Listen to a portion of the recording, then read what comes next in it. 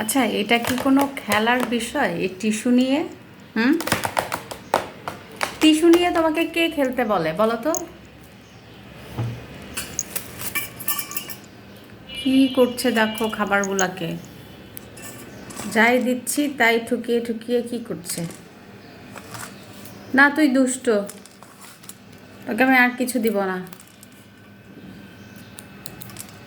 আর কিছুই দেওয়া হবে না, মুখ থেকে বের করে দিস। এই যে তোমার এটা খাবার, এই যে তোমার এটা খাবার, খাও। এটাও ফেলে দিলে কেন? খাও। মানে পেট ভরা আছে এখন। কি করেছো? সারা সারা একদম টেবিল তুমি নোংরা করে ফেলেছো। ঠিক আছে। আরে যে এত বড় একটা টিস্যু তুমি বের করলা, এই টিস্যুটা দিয়ে কি খেলা হয়?